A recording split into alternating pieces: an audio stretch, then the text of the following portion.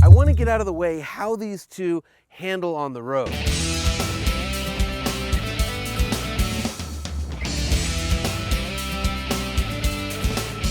And here I am, still doing some light duty off-roading in the Jeep Grand Cherokee Summit 4x4 Eco Diesel. Quite a mouthful, but already I can tell that this is the better off-road vehicle.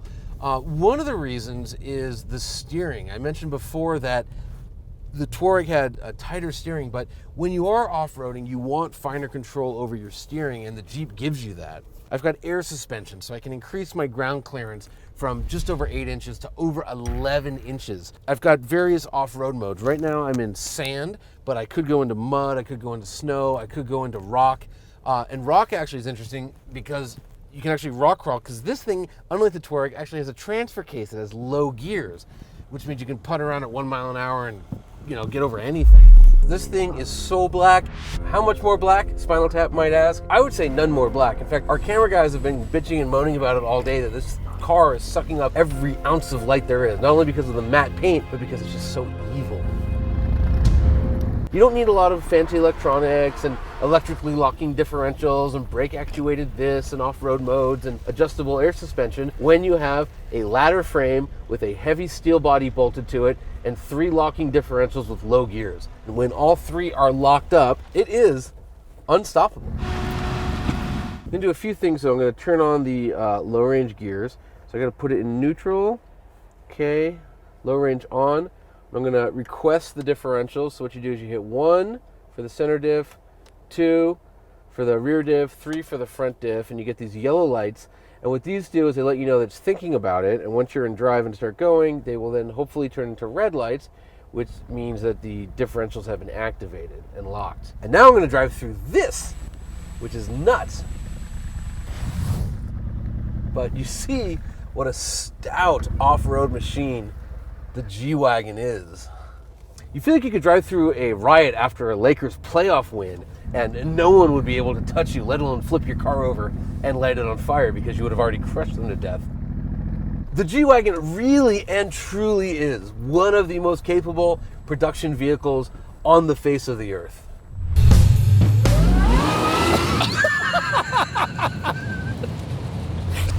A lot of new stuff on this one, and again, this is sort of a prototype of the third generation FJ. The G-Wagon's $222,000, $222,000. And if you actually did buy it, it would come with a top. But it's like a snap-on canvas top, right? I was just like, hey, it's gonna be cold in LA for the first time ever, like why bother with a top? It does have heated seats. It does, 3-position heated seats with memories. When you turn the car off, they're still on where you left them. But the G-Class has a heated steering wheel, so I have to wear gloves on this one because it's very cold. I like the gloves. This is completely and totally not my kind of truck, but this is rad. This is so cool. I gotta say, how do I put this? I haven't stopped smiling since we picked it up yesterday. I mean, this thing has more power. It's the wheelbase is 90 yards long. It's rear-wheel drive at the moment. Just, it oversteers, it burns out, going 80 miles an hour on the freeway. I just felt like I was invading the valley, you know?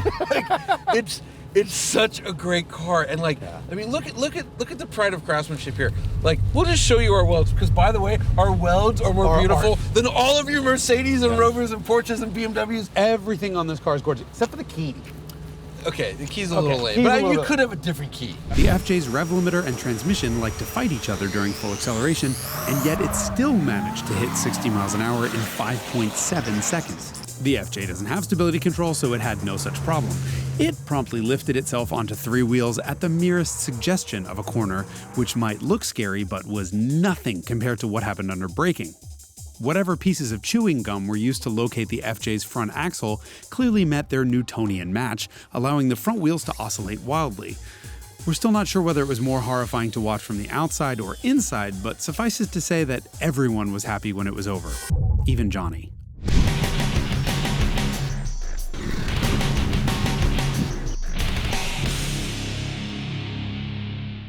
Kind of just going along no problem. It's pretty drama free. I really do like the sound of the Jeep a lot better. It actually sounds like a diesel. This thing just sort of is like a muted turbo, and just not much there. And even though it doesn't have the air suspension and the low gears and the off-road modes and everything, this Touareg can kind of get you to where you want to go. Here we are, just creeping along, no problem. Going right up the hill. Now here's where Touareg's a little problematic just because of the steering. When you're in off-road mode in the Touareg, the hill descent control is automatically activated. So once again, no foot on any pedals, and we're just gonna creep our way down the hill. Yeah, and this thing is surprisingly pretty good off-road. I will say I do feel a lot more isolated from the road here in the Touareg than I felt in the Jeep. I don't know, the steering feels very disconnected. I'm doing this and our angle's not really changing at all. And I don't know exactly why that is, but so I do feel some disconnect, which is fine, but it's just a little bit weird. People that are fans of Land Rover, they know how good these things are off-road. People that aren't, they'd be shocked to know how capable a Range Rover is, but they're Range Rovers. I mean, that's what they do.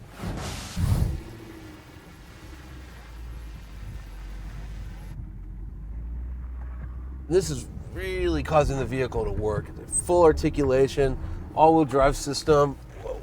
It's doing its best. That was a crazy shift.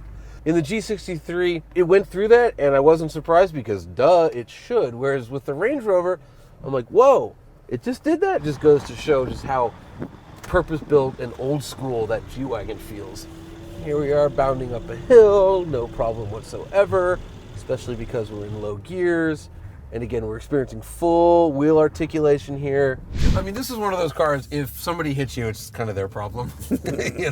But no, I mean, this is a real modern car, but they didn't get rid of the recirculating ball steering with 85 turns lock to lock. They didn't get rid of that horrendous driving position. And also, I gotta say, the extra weight of this engine, it exacerbates that steering. Yeah. Well, the steering's so heavy in this thing. It's really I think it's because you have an extra 300 pounds on the front axle. It might be an extra 1,000 pounds. This engine is old and heavy. This engine's power band is very small. Mm-hmm. It's a very narrow power band. They've done everything they can to make this engine respond. It's got like 4-to-1 compression and runs 22 pounds of boost. It is nothing off.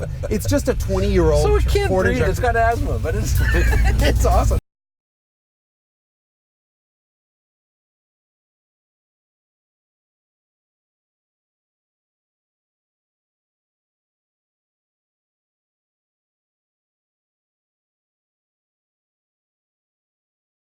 The G was even faster at 5.2, but rather alarmingly cocked itself a couple degrees to the right as the V12 tried to twist its frame in half. Nothing, however, was more horrifying than their handling. The G65 posted the worst skid pad number we've seen since, possibly ever, and then used all of its 621 horsepower to basically tie a 188 horsepower diesel Sprinter van in the figure 8. That comes thanks to an overly aggressive stability control system that, the Nerve, seemed more concerned with preventing the truck from rolling over than giving us awesome footage of a spectacular crash. The Jeep drives better. It's got air suspension, it's a more supple ride, and it feels much more luxurious. The Touareg just has fixed spring rates and dampers and rides much harsher. You might say it's sportier, but it's a 5,000-pound SUV. It's not all that sporty. However, the steering on the Touareg is better. It's only 2.5 turns lock to lock as opposed to the Grand Cherokee, which is 3.5 turns, meaning if you're gonna hustle around a canyon, this might be the SUV you want. The Porsche Cayenne shares a lot of components with this here Touareg, so if you buy one, you're getting Porsche stuff at a much lower price. Same goes for the Jeep.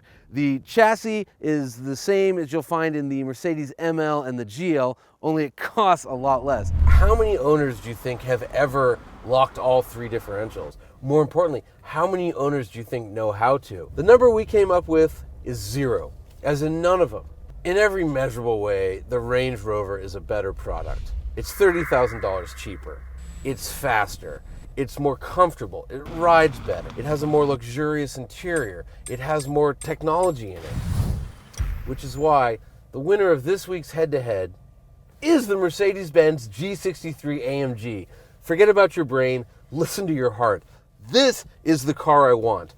After spending days with both of them, the Range Rover is great. It's a wonderful product, but the G is the one tugging at my heartstrings.